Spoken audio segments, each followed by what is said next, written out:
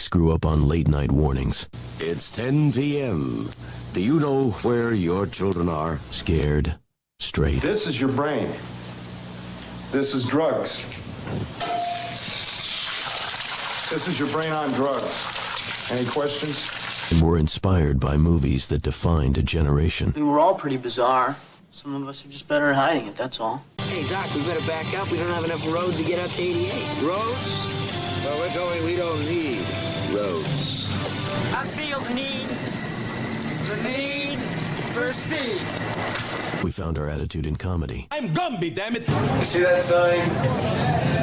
No shirt, no shoes. No dice! Right. Learn it. Know it. Live it. And our identity in pop culture. I want my MTV! I want my MTV. I want my MTV! What you talking about, Willis? Keep your feet in the ground and keep reaching for the stars. This is Gen X Men with Bill Rowland and Gary Dollarhide. Life moves pretty fast. You don't stop and look around once in a while, you could miss it.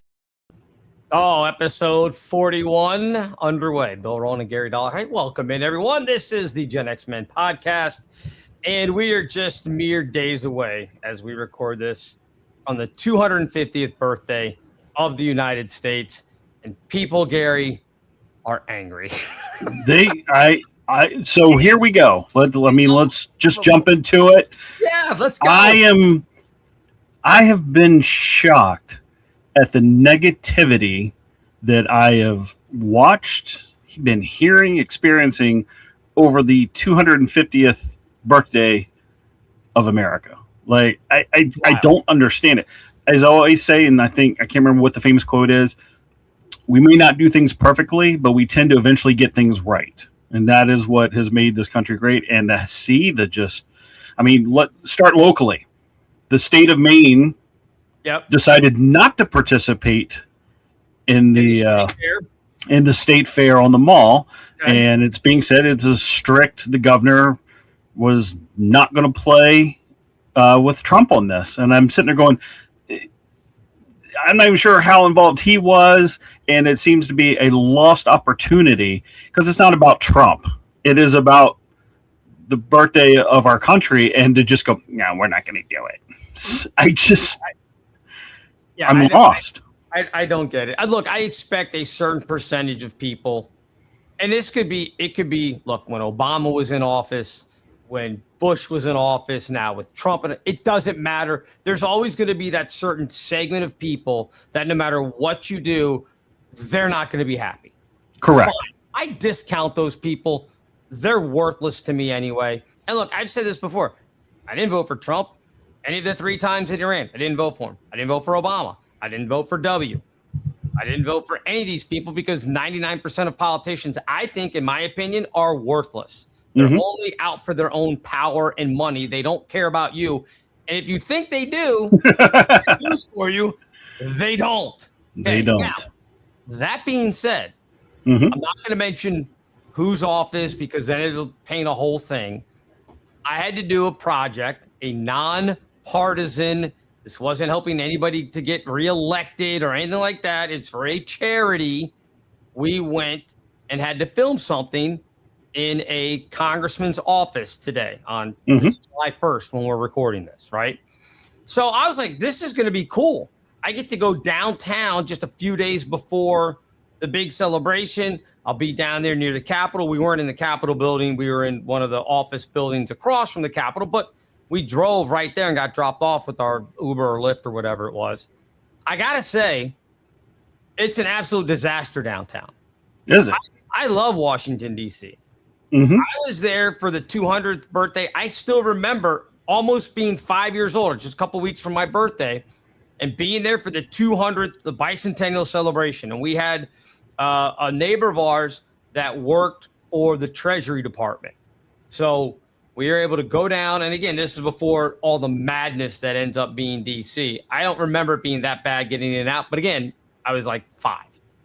But I remember sitting on the steps there at the Treasury Department, I think that's the building that we were at, and watching the fireworks and being like, this is unbelievable, and making that impression on me that ever since then, if it wasn't too hot or it wasn't crazy or anything else going on, Mm-hmm. I always tried to get downtown to watch the fireworks.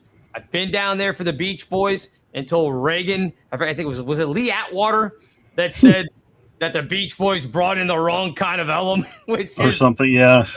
hysterical to think about today. I mean, I can't Right. when he said, I was like, the Beach Boys? What are we talking? Like, this is ridiculous. And of course, years later, the Beach Boys were back, and John Stamos is up there, and they're playing Kokomo. And I'm like, yeah, these guys are attracting the wrong element. John Stamos and his hair, the wrong element. Get out of here. But so, and because you used to come down with us when we were all in college, my fraternity would go down to Gravely Point, which is the park right next to the airport, and you would sit and play volleyball all day and drink and eat food, and you could watch the fireworks from there because it's right at National Airport, so you could see them. Or sometimes we jump the metro and then just metro into like the Smithsonian stop, literally stand there at the metro stop and watch the fireworks and then jump right back on the metro to head back to National Airport to then get your car from Gravely Point and go home. So I've never been one of these people that's like, oh, you can't go down. That's dangerous. And no, it's fun. It's a great time. Again, if it's not 105 degrees. I've been down there when it's been, blazing hot and you get a thunderstorm and it sucks. But you know what? Everybody laughs. Mm-hmm. As long as nobody gets hit by lightning, you're soaking wet and, because it thunderstorms at 6:30 and the fireworks aren't until 9:30. Everybody just kind of goes, well, this sucks. But hey, it's fun. It's like going to Meriwether Post here in DC. If you go to one of those outdoor venues and it rains and everybody starts doing like the mudslides down the side of the hill, it's good fun. So anyway, so I've always liked doing that. Driving down there today, I want no part of it. Really? It's fenced off. It's a disaster. They're not doing the fireworks until like 10:30 at night. Too late. Start. Too late. It's supposed to be this. Oh, it's going to be 800,000 fireworks. I'm sure it's going to be unbelievable, but not at 10:30. I even heard it might even not start till 11. Like, what are we doing? Like, this should be for families and kids. Yes. What kid wants to stay up till 11 o'clock? Well, I'm sure the kid wants to. What kid's going to make it after he's been outside in the heat all day long to 11 o'clock and not be a cranky little kid, which I wouldn't blame him. Here's the other thing. You used to be able to take blankets, chairs, cooler. Oh, yeah. I remember seeing the people on the metro, the times I lived there, you just packed up for the day and brought it all with you in wagons or whatever you could. Yes. And yeah, you had certain years, depending on what was going on, mostly post 9/11. Pre 9/11, it was a free for all. It's like, whatever. Yes, and it was. Never a problem. There's never a problem. Post 9/11, you had certain spots like checkpoints where you came through to get onto the mall itself. Fine, whatever. I mean, I get it. To a certain degree, things change. You got to be safe. But you could always bring chairs. You could always bring coolers. None of that is allowed this year. And from what I read, and who knows if this is right or not, because let's face it, both sides love to put out lies and misinformation. All you had to do was look at all the reporting on the reflecting pool over the last 2 weeks, which has been an abomination all the way around. But I've heard that if you're not on site, if you're not at the mall by like 1 or 2, okay, you're not getting in. Like, they're not going to you can't show up at like 7 for the fireworks, which is, again, this is ridiculous.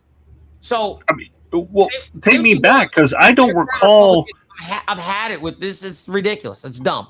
Okay, I don't recall having those kind of restrictions. It was you want to get there early to stake out a place, but it was never if you're not there, you can't be here. Like, I don't understand. Is it that fenced off all the way up and down the mall? Yes. Oh. Yes. We drove down. Our Lyft driver took us to drop us off across. We were at the office buildings. I think it's the Canon office building. Office building, whatever the other one is. It starts with an L. I don't remember. Dropped us off right there. And so we drove all the way down Independence pretty much the whole way to get to the Capitol. And yeah, fences. And I even commented to the guy that I went down there with. I'm like, I feel really bad for the National Guard folks because they're in full gear, dress gear. This is still we were down there at 8:39. I guess it was about 9 o'clock that we got there ish, and I was like, they're going to be miserable in about an hour, and about an hour and a half, 2 hours. When it starts hitting 85, 9, it's like I get it to a certain degree, but like you shouldn't have to be there by 1 o'clock. And again, if I'm wrong on that, I'm just going by what I've read. I could be 100% wrong. I don't know.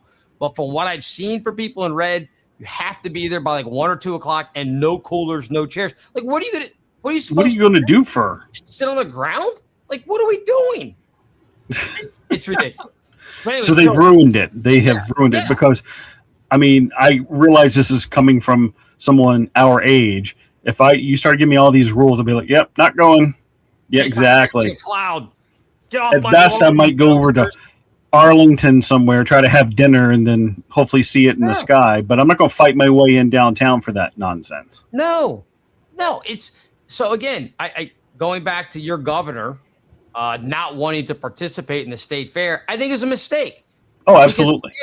Again, for everything, there both sides doesn't matter. When Obama's president, when Trump's president, when Biden, whoever it is, there's always that small amount. They're like, "Oh, I hate this president. Blah blah. He's ruining everything."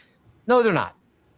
All the people who started screaming about Obama back in 2008/9 when he was inaugurated, being president, how the country was not going to survive. Well, you know what? Here we are, 10 years after he left office. We're still here, and you can make the argument that you think, well, we're not going to be here much longer because Trump's building a bunker and he's not leaving. I got news for you. The dude's not going to make it to the next election, in my opinion. I'm not saying anybody's going to shoot him. I'm saying he's 80. Odds, if you look at, the table of statistics, he's not going to make it to 82. He's just not. Look, Mitch McConnell's disappeared. Where's he? Right? Where's he hiding now? You know what? I'm not going to say where I was because I don't want to. It's not fair to them. Yep. There was a lot of conversation in the office that I was in today about what's going on with Mitch McConnell. Like legit, like he's been gone for a while. But his votes still seem to come in. I don't know if that's true. He hasn't been seen for like 19 days. It's no different than what was the congressman from New Jersey that they found in Kearns, I think. Was that his name? Maybe I don't remember, but what, found him in the nursing home or something? No. Oh. That was the woman in Texas. Oh, okay. Yes. Yeah. No, Kearns is the one from New Jersey. Just in the past like 6 months, that like off the face of the earth, like just poof. Gone. Alien abduction. He's not an old guy like McConnell. Like I want to get mad at all these conspiracy people like McConnell's dead and they're not telling us, because I'm like, I want to be like, I don't think he's probably in the hospital, probably in ICU maybe, because he's 84. He's 84. All these people, none of these people should be around. And I'm not one of these people that's like, well, no, we should have an age limit at the top end for because there are. We all know. We all know when. Yes. Enough people know when to say when. Yes, but apparently these politicians don't. And it's not just a Republican thing. It's not just Mitch McConnell, because I can remember Dianne Feinstein being this way too. So don't start with you're picking on a Republican. Shut up. Just the Republicans. It's both sides. They all suck, as I said. They all cling to power as long as they can, and that's the game. And I'll be honest, for those who don't know, because you still live in DC. I live. New people work in government. And a lot of times, it's not even the person; it's the people around them, because they want to stay in their positions of whatever it is and keep things going and looking a certain way. Yes. So let's all. As soon as Mitch McConnell's done, all that staff, you're cooked. You got to find a new job. Yep, all of them. So anyway, meaning I don't know why the state don't want to participate. It ain't about Trump. Trump's going to be gone. No one's going to care. But you're hurting the reputation of your state by just like being. I'm going to be a little kid. I'm going to take my ball and go home. Just stop. The whole reason that we've managed to make it 250 years and are still around is because, for the most part, everybody went, yeah, I don't like the way you think. I don't like the way you think. Yeah, that's all right. We're still America. Like, you know what I mean? Like, it's still you're still one of us. No matter what argument that I have with anybody, any kind of discussion that I get into people, the bottom line is I look at them and go, at one point, you must have liked this country because you stayed. You didn't move. You didn't leave. And a lot of times people are still coming here. So you got to be doing something, right? Like to me, it's like all these people that are bitching and complaining remind me of them looking at a restaurant in their town and go, this place sucks. And it's because there's a line out the door of people wait and you can't get the reservation where you want to eat when you want to eat. That's to me, I'm like, it must not suck because there's a line to get in. Yes. I don't know what to tell you. So, yeah. Yep. No, it was a sad thing here in the state because they tried to angle it first as a budgetary thing. And then there was a few, I wouldn't say well-known in the state, maybe not outside the state, said, oh, we would have handled that. And then everything went quiet after that. Right. Because, I mean, on the forefront, I'm sure if the state of Maine went to LL Bean and said, hey, you mind picking this up, helping us here? They would have done it. Yes. And like I said, there's other companies that I know that exist here that said, oh, we would have pitched in, we'd helped. So money was not the issue. It was we're not going to be a part of this. Right. And to me, that's sad. There's a lot of things you could draw the line in the sand politics wise, but this one didn't have to be that. Right. So, right. And I love all the people that were screaming. The Supreme Court came out with a couple of, verdicts or whatever you want to call it, rulings.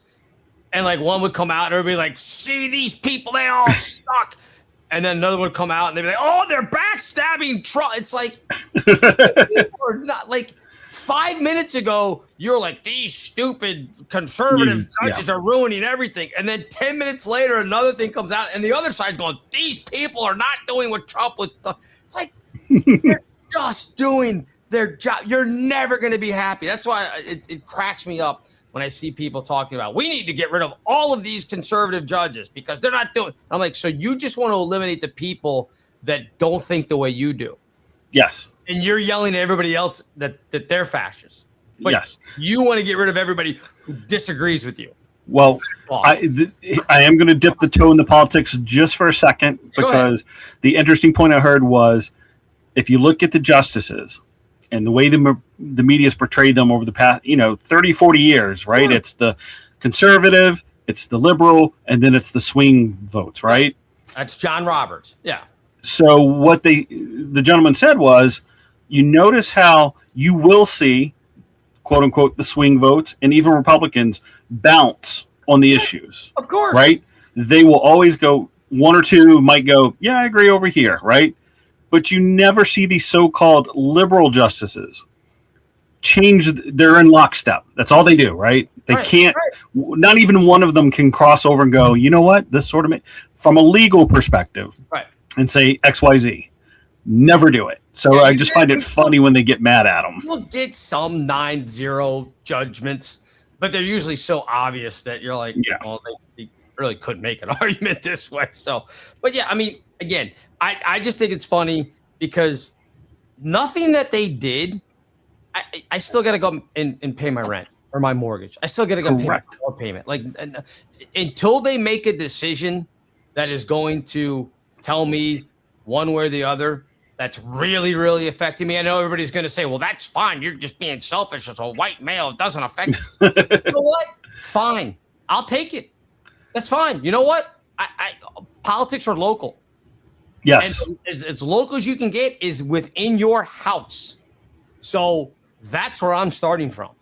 Yes. And then I'll work my way out and, okay, how does it affect my friends, my family? And then I'll go out further. I don't care what anybody says. If you're not concerned with the people around you first, I don't know what to tell you. Right. I don't know what to tell you. So. Yep. No, I mean, and that was truly the foundation of our country was, yes, they came up with this great federal setup, but it was never meant to be the primary other than on a few items. Everything else was supposed to be in your town hall, your county, etc. Right. That is where your government was supposed to be. And we've gotten so far away from that. Well, yeah, I mean, and originally, because I've been watching a lot of, like, Netflix has a great series right now on the American Revolution. It's very cool. And yeah, originally when they were breaking away, the whole reason they had the First Continental Congress and the Second Continental Congress, they couldn't agree on how they were going to do all this stuff. Yes. And quite frankly, they were almost like, well, we'll just be different. We'll just be different countries. Like, you can be Virginia, we're going to be South Carolina, you could be Massachusetts, we don't care.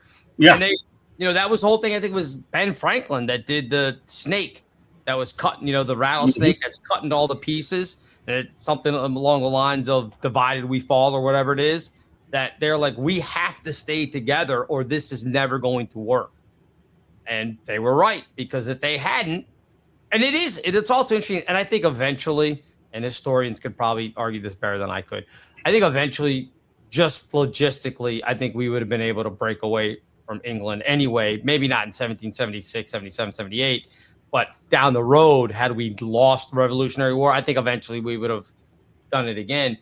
But it is amazing watching those things. And again, I got to trust them because I'm not the historian on this, how close we were numerous times of it going, of like, oh, yeah.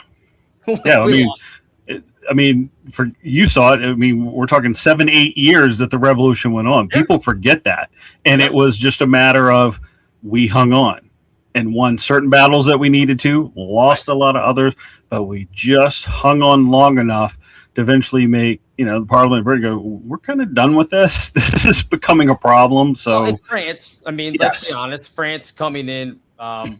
And bringing help their push, fleet, and trapping Cornwallis down in Yorktown, and the French just kind of sucked the life out of them. As again, Washington for everything that he did, he lost a lot of battles that really could have just ended things, but was able to retreat enough, and as you said, just keep backing up, regrouping, that eventually they were able to get enough of those battles won that by the time the French decided to get involved, again, thanks to Ben Franklin going over there and getting them involved. And of course, the French were like, sure, because they hated the English. Right. It's true. They didn't like each other. So the French were like, yeah, okay. But they wanted to see, okay, we want to get involved in this, but we want to be on the winning side of all of it. Like they weren't going to be like, yeah, we'll help and hopefully it works out. It was kind of like, well, are you sure you can win? Because we don't want to get in another skirmish with the English and lose again. But they won a big battle, I think, in the Chesapeake, that the French Navy beat the English Navy, and that's how the French were then able to sail down towards Yorktown and just hem them in. And that's when I think it was Cornwallis that Yorktown surrendered. He was cooked at that point. So yeah. I mean, but it was precarious from the start, and you have to look at again all these guys. And I don't remember it might have been Franklin, it might have been Jefferson. I can't remember who the quote's attributed to now. I know you've heard it. It's either we hang together or we hang individually. Yeah. Basically, we have to stay together and see this through, or we're all going to be hung for treason separately. It's one of the two. So that's our choice. And I mean, again, they were able to pull it off. It's amazing when you think about how young those guys were that signed the Declaration, that were just like, okay, we're doing this thing. And let's they were all in their late 20s, early 30s. Yeah. Not everybody wanted to. People that lived here, there are a lot of people that were spying for the crown and not wanting to do this thing. And so it wasn't like it was, 100% of the country was like, yeah, we'll do this. I mean, and they still were like, okay, well, you can do that, but we're leaving. We're out. So if we win, good luck to you when we take over. So and no different from what you said earlier. I mean, people had opinions back then, but there was plenty of people throughout the colonies that were like, I'm just trying to grow my crops and feed my family today. Yep. And I have an opinion, but whatever goes on, and if you're in South Carolina and whatever's happening in Philadelphia, whatever, because today I've got to plow this field and grow my cabbage for my family. Yeah, I would guess there were a lot more people that probably, I'm not going to say a majority of people, but there were probably a lot of people that had no idea that they had even decided to do this for months after it had happened. Because, again, obviously, there's no internet. Even the newspapers weren't widely distributed. If you were living out and farming out in the country, you got your news probably through your church. I think that's probably how you got most of it, right? I mean, if I had to guess. So it just depended. And look, if your minister decided that he was against what was ever going on, he's probably not telling anybody. Yeah. So, yeah, I mean, it is crazy to go back and think about everything that they went through, and still we end up here 250 years later, and we're still around and still doing really well. And still have unhappy people about it. So we're always going to have unhappy people.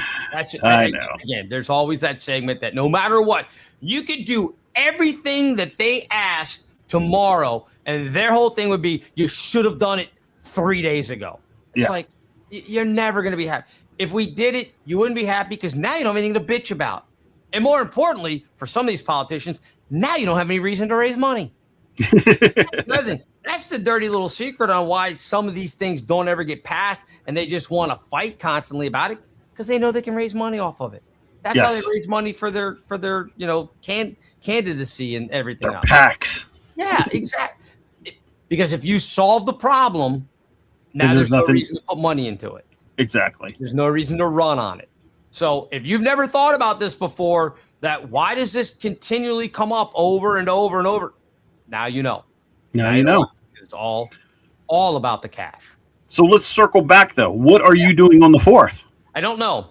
Oh. No, I think from what I heard, rumor has it that my lovely fiance's sister and her family, so my soon to be, I guess they would be like in-laws, yeah.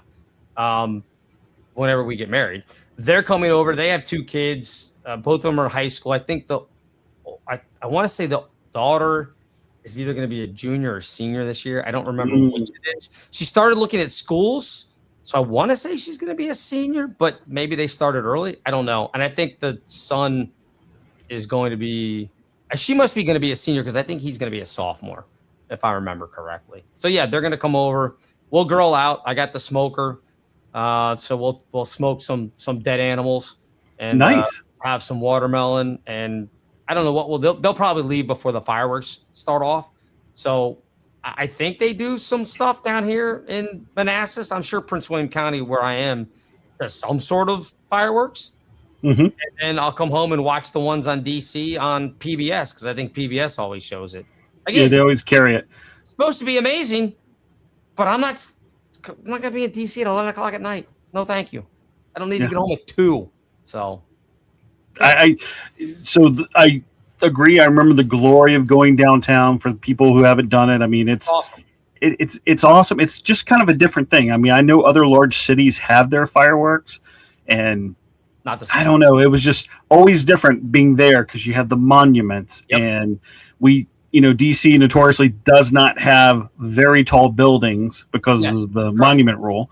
So you get to see a lot of open sky and different angles, and you get to see the monuments, and it's a whole different thing than some of these other cities. And, there are times I miss that. Yeah. Because we have nothing similar up here. I mean, yes, like you said, small towns will do some things, but it's not like I know multiple. One year I was able to sit inside the Washington Monument at the top during the fireworks because our station was carrying the musical broadcast. And had to be there all day. What a pain in the butt, but we were there, but got to watch the fireworks from the top level of the Washington Monument. And that was just amazing. Right.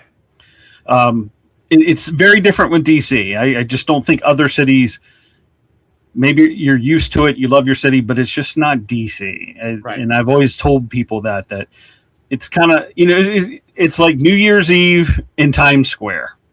Everyone does things at least once in your life. You need to go to, the ground zero of whatever the event is. New Year's Eve in New York, 4th of July, Washington, D.C. But, of course, I'm going to have to change that now because what you told me of it being such a mess down there. I think it will change, if not next year, the year after.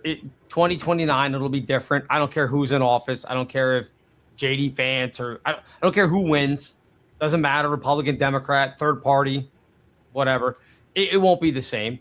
I think this is, for whatever reason, I think this is just a Trump thing with the state fair stuff that they're doing or whatever. I don't know. I think, again, and I'll be honest with you, again, I don't even think it's Trump. I think it's the people that are around him that are just like psychopaths and want seriously, it just want control over everything because they're so worried. Oh no, what if somebody puts a banner up? What is it? Who cares? Local protests have happened forever. Every day, all the time in DC. It always happens.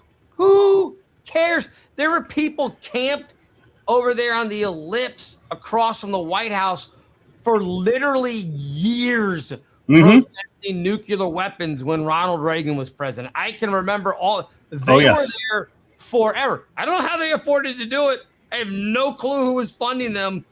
I don't know why you'd want to live in a tent. I never cared that much about anything to be like, you know what I'm going to do? I'm going to camp out outside this house for a year just to protest. I mean, good for them. That's dedication. Well, not anymore, but I remember, was it, what's that park? That's across the street. Lafayette Park. Huh? Lafayette Park. Lafayette Park, I think. Yeah, there was always someone there protesting something in a camping situation, right? Yes. Which is, it's fine. And, to be worried about it, but I remember all the time, it was like you said, it was nuclear weapons, abortion. There was always some sort of long-term protest over there.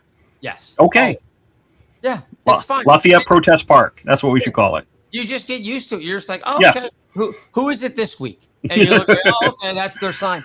It's fine. Who can It's again, DC. I've never seen an administration that is so just worried about anything that's said. Like, as we talked about, you can go all the way back.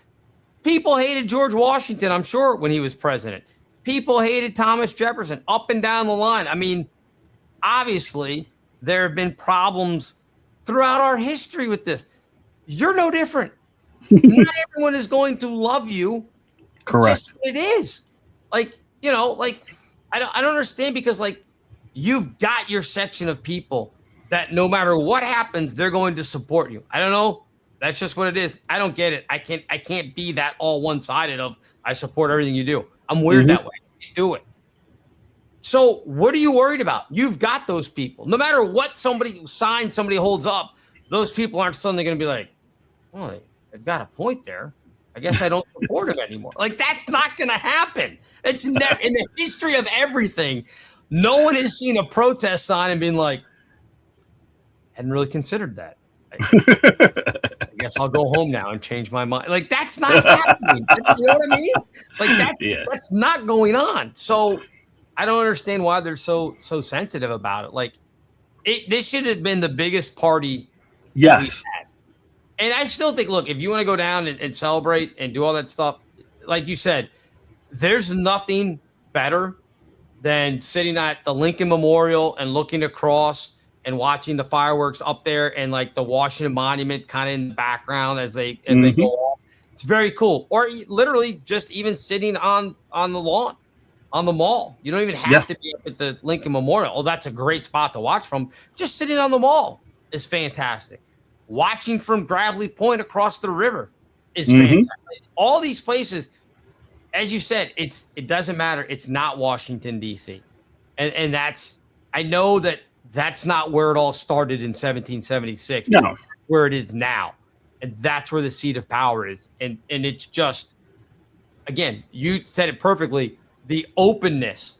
You're not in amongst high-rise buildings because you can't build anything taller than a certain number of feet as by rule in Washington, D.C. It's just, there's nothing like it. As you said, I don't know how to describe it to people who haven't seen it. Yeah.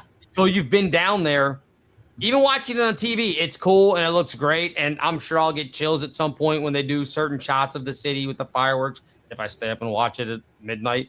But unless you've been down there, you know what? I'll preface it with this. Unless you've been down there and you actually love the country, there's nothing like it. No. If you hate living here, or you are one of these people who can't separate this current administration from the country and what it stands for right now, then yeah, you probably wouldn't get it. But if you think that the vast majority of the 350 plus million people living here actually are good people, then yeah, you kind of look around and go, this is pretty cool.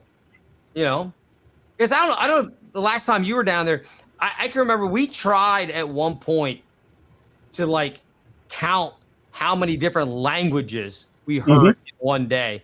And it's hard because you don't know. I mean, certain languages sound the same, but I mean, I can just remember we ducked into the Air and Space Museum because air conditioning. Right. And I mean, I'm not kidding. It was Spanish, which you hear that around here all the time. Japanese, you hear that around all the time. But then you would hear like Farsi and, French and German, Russian. I think we got to about a dozen different languages before we tapped out because we're like, are these the same? Like, you just don't know. Like, was that Japanese or was that Korean? You don't know because I don't speak either one, and they kind of sound the same. So but it's incredible because you're just like, this is amazing that all these people. Well, even today when I went down, when we were walking up and you got to go through security and everything, and we had our stuff sort of putting. Again, we were filming stuff, so I'm putting like the tripod, the sticks through the the little security measure thing. The people behind us were from Germany. They were speaking German. And I'm thinking, why are you here? Like, I guess, you go to these buildings, but like these are office buildings. It's not even the Capitol. Like, you're not really going to see anything here except you walk the halls and, okay, maybe you see the names. Like we walked by AOC's office. We walked by Steve Scalise's office. Did you stop and say hi? Yeah, I don't know. No, I didn't. I didn't talk. Oh, okay. I don't think they were there. Okay. I didn't see anybody other than the congressman that we went to see. I didn't see anybody else. Oh, okay. And I was like, oh, yeah, that's AOC. That's Scalise. That's Mike Johnson. Like, no, I didn't. You should have. I'm thinking like if I went to Germany, maybe this is just somebody's gonna be like, oh, you're just a stupid American. Fine. If I went to Germany, I don't know that I would go out of my way in Berlin, would it be? Yep. Yeah, to find their seat of government. I go out of my way to see their state little capital thing or country capital, whatever you want to call it, nation's capital, and like go in and be like, I just want to look around and see what this is like. I don't know that I would do that. So that's why I was kind of calling, like, I don't know why you're here, but cool. You're here. You're checking things out, and what a cool way to be here. So I don't know. Well, Bill, soccer fans, I don't know, but I would say maybe they were here for soccer or something else. I mean, DC is just an international city, so yeah, there was always people of foreign nature around. Yes. But it's similar to that. Laffy just made me think when we did our road trip a couple of years ago. We stopped in some state capitals. Yep. We went to New York and Vermont and kind of walked around and said, so this is how they do it here. So some people have that inquisitive thought about government. But see, you've got that cool thing because how many states did you do? All 48? 40. Well, we didn't go to Montana and North Dakota. You missed those. Yes. Just the weather and timing didn't work out. Sure. But so you did 46 of the 48 states. Yeah. And so to encompass it, though, obviously Hawaii and Alaska were done differently because it wasn't in the RV. That would be amazing if you had been it. Right. Pontoons on that sucker. Yeah. Alaska you could do because you could drive up to Canada, but it's a bit of a hike. Yep. So. I mean, technically, 48 of the 50 we, toured around and at least got to look at to see, this is what you do here. This is kind of nice. Or, nope, we'll just keep driving. Thanks. Had that happen a few times. That's cool, though. You've got me beat because I haven't been to Alaska. I have been to Hawaii. I think I have like maybe 6 or 7 left to do. And Montana would be one of them. That's up there. Obviously the East Coast and the South. Yeah. Pretty much done, But a lot of a majority of mine, I would say 90% of mine probably has been because traveling with Mason. So I don't get to go, let's go see how they do this in Vermont State Capitol. I've been to Vermont a couple of different times and I've gone to the University of Vermont. So I've driven through whatever little town that they're in. Are they in Burlington? Burlington. Are they Montpelier's the capital. Okay. Yeah, maybe University of Vermont's in Burlington. Okay, so I've been there. I've been through Vermont before because, again, I have relatives all through New England and Maine and everything. So I've done all that. But the way you did it, that's just really cool because because you like being an American, you like living here in the United States. So you go out and see it. It's cool. You know, that's awesome. I've said this to my son, my stepkids, other people, young people that I work with. I say, hey, look, while you're young, if you can figure it out, just go do it. I mean, we used to laugh at, the old school story was, if you took the gap year or people, the people older than us would be like, but no, I really believe it's go out there and see it, just go experience it. 6 months, 3 months, just drive around and see what you see and learn some things. Because to my son, he remembers just a tad bit, but as he says, it was part of his education because he does remember some things. Yeah. And especially when he goes through the picture book we made, he claims that that's part of his education is being out and doing those things. Yeah, absolutely. I think it's great. I mean, I was always one of these people too when I was growing up because we didn't do family vacations like that. Like I've told this story plenty of times. The first plane ride I ever took, I was 23, I think, and it was with Mason. I've still, our family never got on a plane all together as a family and went somewhere. We just drove everywhere. And it was always to Pennsylvania for my dad's and my grandparents there, or it was to Maine for my mom's grandmother up, my grandmother in Maine and my cousins in Maine. So we didn't do all that stuff. But I always said when I was younger, I was like, I don't care about going to Europe because there's still so many places in America that I want to see before I worry about going over there. Now, I went to Spain again with Mason, so that was the only reason why I ended up there. And it was cool. We did like 8 or 9 days there, and it was fun, but you're going from city to city, and you're kind of at their mercy to see stuff. But going to taking the trips to the Caribbean, like the snorkeling trips, that has been really fun because you do go, and when we went to do it, we don't stay, and this is going through 2 different relationships. We don't stay, I don't do the hotels.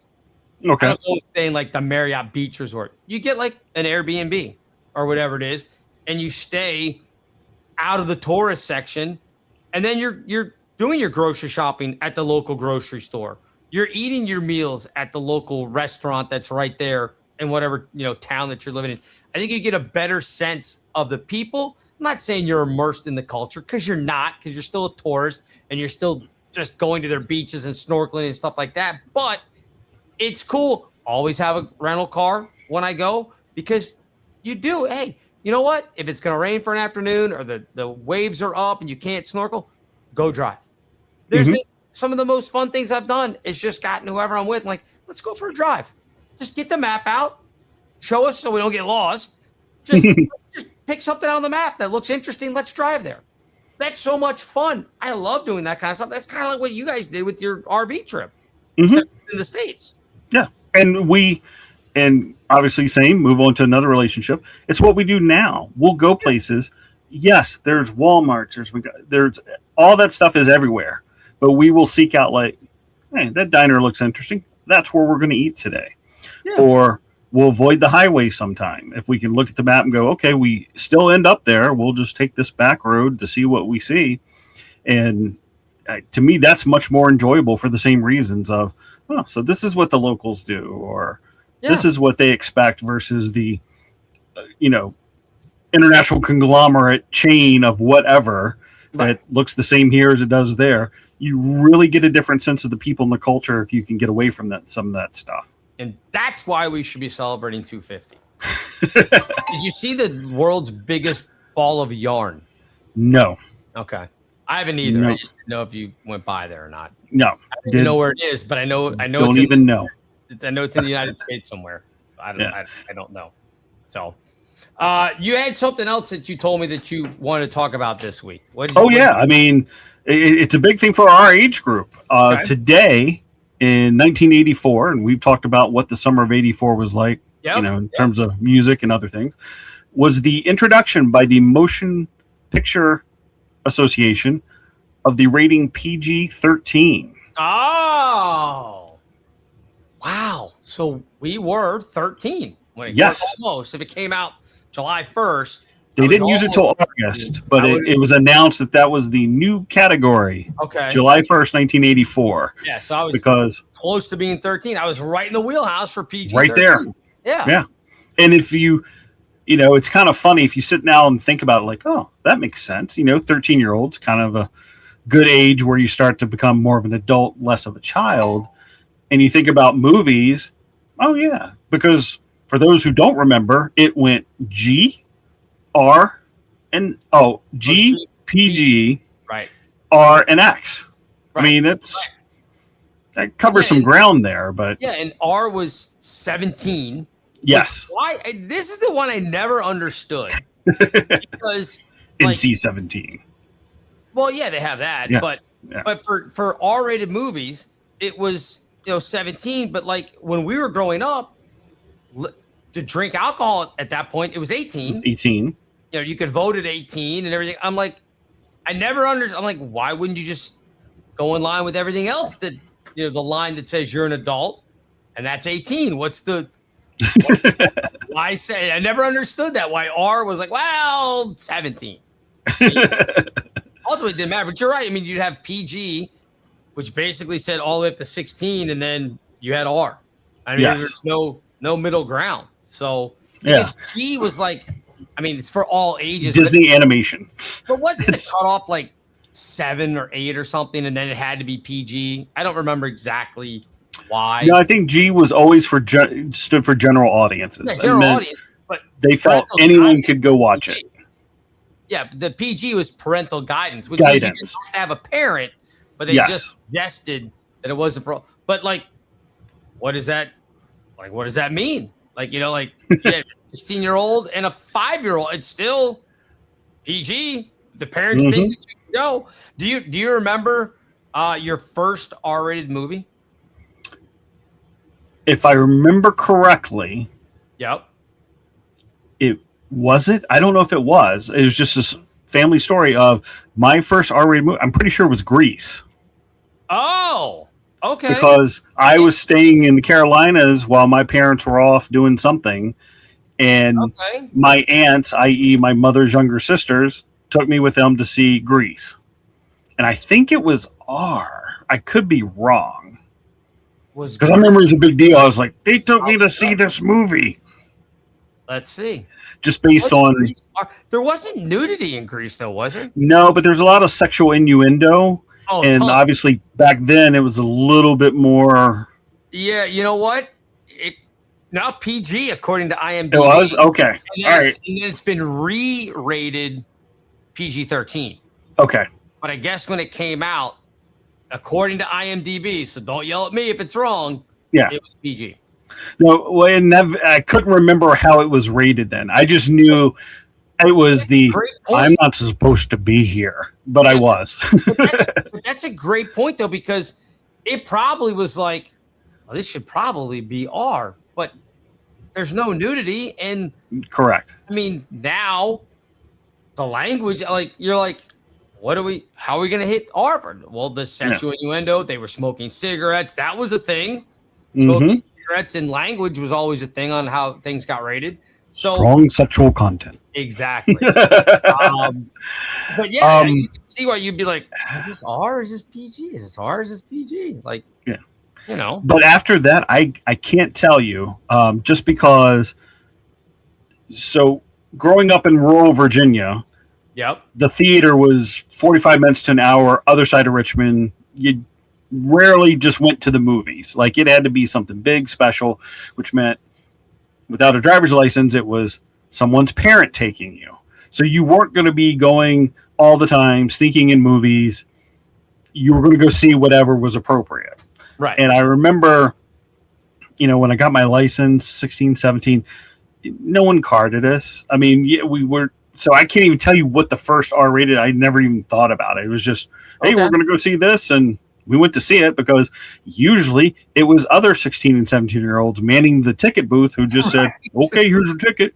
Right. So I don't quite remember what would have been necessarily the first rate. How about for you? I remember because it was Scott Baio. Oh. This would have been 1982. Okay. I had just turned 11. And the neighbors, my dad and our neighbor, and his son was 2 years older than me. And he got his oldest son, who was 4 years older than me. So there's the five of us that went, and we went to see a little thing called Zapped. Zapped. Do you remember Zapped? No, I'm going to have to look this up now. It's Scott Baio, who's like kind of a geeky high school kid who suddenly develops telekinesis.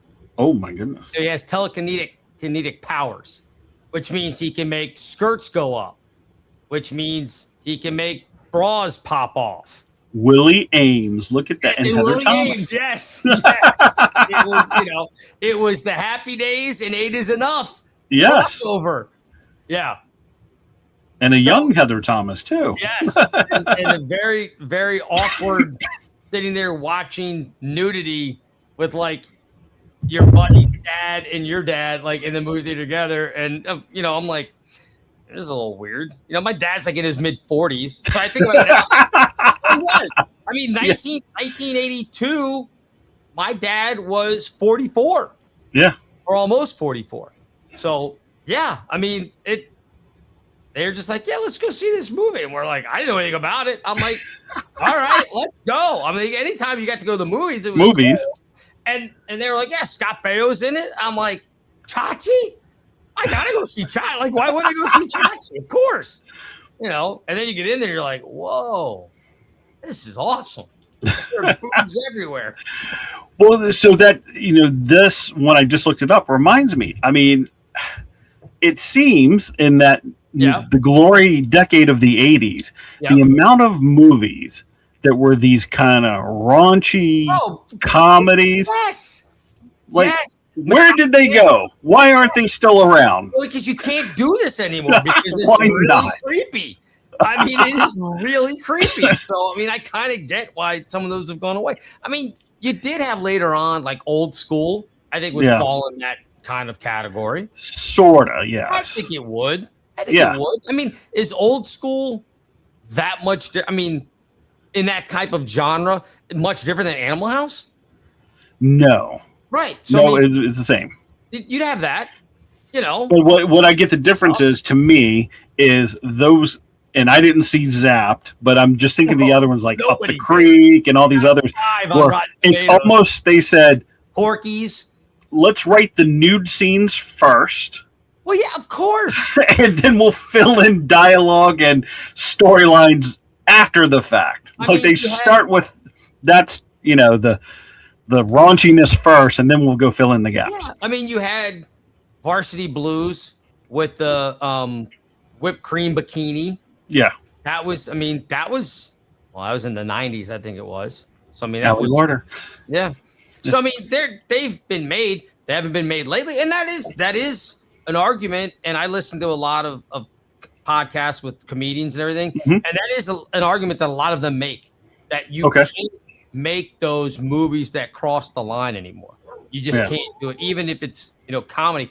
I guess they're trying to make the argument that these roasts are now kind of that thing, because you can tell the inappropriate jokes and all the other stuff.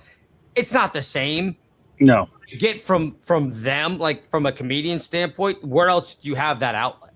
Yeah. You know what I mean? Like, so I'm not saying that we should have these anymore, because I would feel weird as a 55, almost 55 now, year old man going to a movie that was about high school sex romps. True. Like Zapped is described as. So I would feel a little weird.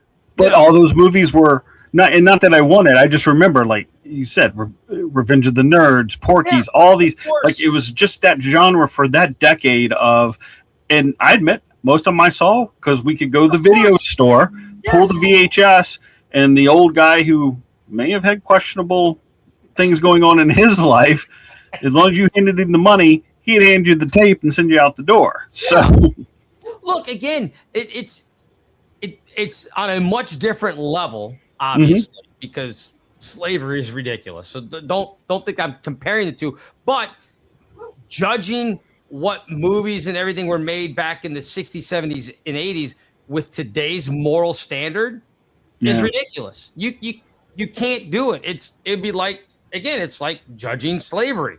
Like, we know now, it horrible, awful, terrible, should never have happened to anybody. It still happens in other parts of the world today. It's still going on, which is mind-blowing.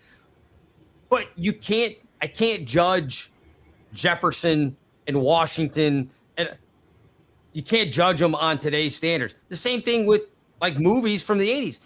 Yeah, you go back and watch, and we talked about this, about like Breakfast Club, and how completely inappropriate some of the things and languages and things that they said, but also very real to the time, I think. Yes. Yep. And so you can look at that and go, again, Gen Z kids today probably look at it and go, what is this? How dare they? And we just kind of go, how dare they? Well, yeah, I mean, seriously. And we just kind of go, I mean, it is what it is. That's kind of okay. We don't do that. We don't make those movies anymore. We don't do that anymore. But, you know, it's but just it was freedom of expression at the time. Yes. And you see, and they were hit movies. People love them. Right. And I'll be honest, I don't remember a single female friend of mine going to these movies, because some of these were date night movies. You would take a date with you. I don't remember any of them ever. And somebody will say, well, they just didn't feel like they could. They couldn't stand up. Okay, whatever. Not a single one of them ever went, I didn't really like, I was very uncomfortable throughout the entire experience. You know? Maybe if they were hanging out with me, that was why they were uncomfortable, but it wasn't the movie. I'll tell you that. Yeah.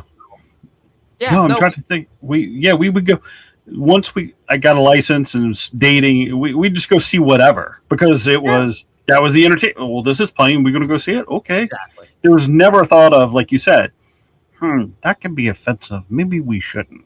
We just went to the movies. Whatever was out popular, we go see it. Exactly. No one sat there and thought, well, what kind of things is it? What is this teaching us? Yes. What are you really trying to get out of this? I don't think this is the correct. Like, relax. Good Lord. One of the first. I mean, not that this is necessarily a bad movie, but I can remember one of the first date movies that I went on, between my sophomore and junior year of high school. I guess no, this was between my junior and senior year of high school, when I started dating my high school girlfriend. Well, I took her to see Bull Durham. Like that was the date night movie. Like, I'm sure that's not a great date night movie. You know, like it's a baseball movie with some other things involved. But you're, like you said, you're just kind of like, all right, well, what's playing? Let's go see that. I took another date to Rocky IV. It's like, why are you going to Rocky IV? Maybe that's why the relationship didn't last. She held that against me. On a date to Rocky IV. And if and I remember right, it was her pick. I said, let's go to the movies. What do you want to see? Rocky IV. Okay, let's go. Let's go. Right? That was it was kind of the same. Dating movies is all kind of blurred. We just went. We just said, okay, we know these are playing. You'd show up. Oh, it's 7:30. Well, what do we got to choose from? Okay, let's go see that. There, it just wasn't anything other than we're going to go see a story for an hour and a half or two, and hopefully it's entertaining. Right. And nowadays people get so worked up about, everything like has you said, to have a what's it say? message. Yeah. Correct. Everything has to have a message. Everything has. Are you doing this? Are they making fun of women? Are they doing like whatever it is? And you're just like, oh, can we please just be entertained? Yes, just entertain me. Did thinking about this, you wonder if like a movie like The Blues Brothers, which came out in 1980, so it was pre PG-13. If PG-13 had been around, that's probably not an R-rated movie, right? I would think so. Yeah, it would have fallen under that second. It gave them the outlet to kind of go, okay, you can be PG-13. I don't think it would have been an R. Because I'm trying to think. I don't recall a lot of nudity, if any. Yeah. The Blues Brothers, it probably was the language. There's a lot of gunplay. Yes. But I don't I mean, car wrecks and stuff like that.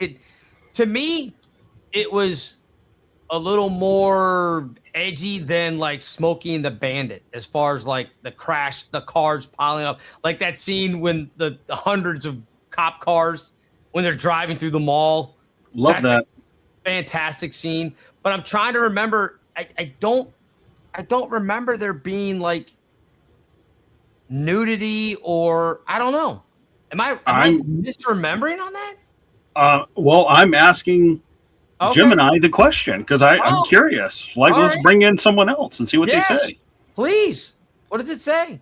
Yes, absolutely. If the Blues Brothers were released today or anytime after the PG-13 rating was introduced in '84, it easily land a PG-13 rating. Okay. The film's 80 R rating is a classic case of the old school rating that has not aged the same way modern R-rated films have.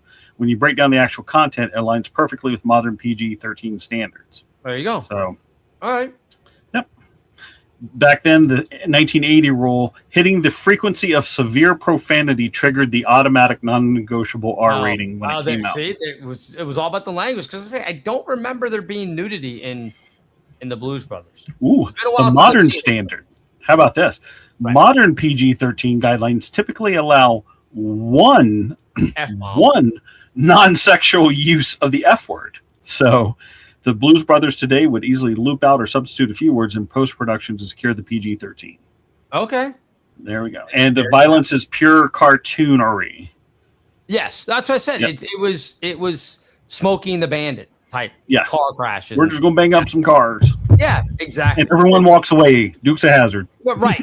And that's what I was going to say. And I don't think anybody, there was a cop car that drove off a bridge, right? Yeah, but he swam away. Yeah. Well, maybe. I don't know. I'm just saying. I don't think there's any like massive amounts of like death in the Blues Brothers. So, do we know? Did you pull up the first ever PG-13? Oh yes. Can you guess what it is? I haven't. Is 84.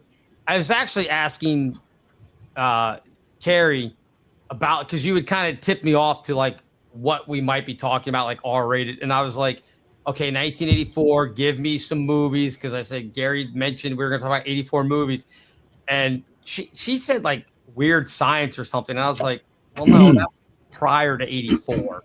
Mm-hmm. So yeah, I got nothing. I don't remember. It's terrible because like we talked about 86 or 85 being like the really good 85 year. is a good year. Yep. Yeah. So I got nothing. I don't know. What was it? So it was a very American movie considering we were in July 4th. Okay. It was Red Dawn was the first PG-13 movie. There you have it. Okay. August 10th, 1984. Yes. Red Dawn. That is a lot of violence. The remake sucked, by the way. I never even saw that. Yeah. Patrick Swayze, right? In Red Dawn, the first one? Yes, he was. Who else was in that? Was it C. Thomas Howell? Yeah. Okay. Charlie Sheen in that? Nope. Hold on. No. It's a bunch of young kids who all look the same back then. There we go. That is true. Right? Patrick Swayze, Jennifer Grey, Charlie Sheen, C. Thomas Howell, Leah Thompson. Yep. And that's the core of the kids. Yeah. That's a pretty good cast. Yeah. That's a pretty good cast. So Charlie being Charlie in a war movie. Yeah. Before his other war movies. Well, I mean, and I remember going to see that movie in the theater, and I mean, this got some intense scenes. Mm-hmm. You know, it was a serious movie for that time. Yeah. I mean, because it was. I mean, we were kind of through the Cold War, but we were still. No. The Berlin Wall was still up at that point. Yeah, but I remember not being quite as on edge about it. Like, okay, we were heading toward resolution, at least in my mind, but still, like, oh, this could happen. Right, you have to be prepared. Well, I don't think I was worried about the Russians. And spoiler alert, if you haven't seen a movie that's not 42 years old, it's a great movie. You should cover your ears now. So we can talk about it. See the original. Don't see the remake. The remake sucked. The original is really good. But yeah, I don't remember sitting in the theater going, "This could happen," like the Russians invading. Yeah. But I just remember thinking, like, it was really intense. Like they did a really good job. Like, you know, the guy that the Russians kidnapped and forced him to eat, you know, swallow the little blinker. I mean, the tracker. The tracker. Yeah. Yep. And then they end up, again, spoiler alert, putting they put the grenade under him. So when they found him, they blew him up and the Russians. Yeah. That was a wild, I mean, like, again, you're 13. They're I mean, they probably weren't. They're probably in their 20s, but they were playing teenagers. Correct. And you're like, oh my gosh, could I actually do that to like one of my friends? Like, you got to stay here and you're dead. Like, that's it. You got to stick here and you're taking a couple Russians with you. But sorry, this is the end of the line. It was crazy. It was a different America then, Bill. That's fair. Right? Yeah. We had 16-year-olds lying to get in the Army to be in D-Day. I mean, it was a different world then. Even 40 years after D-Day, it was a different world. Because it was about 40. It was 39 years after D-Day. So, yeah. But yeah, that was an intense movie. You know? Well, in that and just the intensity of, again, they weren't teenagers, but they were playing teenagers, people our age, right. And we're seeing what they had to do to survive. I mean, it wasn't a joke. It wasn't, you know, anything that any of us experienced growing up at that age. Because again, we didn't have World War I, World War II, and we were kind of isolated from the wars, if you will, falling in our age group. I mean, Vietnam existed, but it was still kind of it was done. It was done, and no one wanted to talk about it. So, you know, it wasn't. We didn't get our dose of war till we got to the 80s with Red Dawn and Commando and some of the other Delta Force. Yeah, it made a comeback.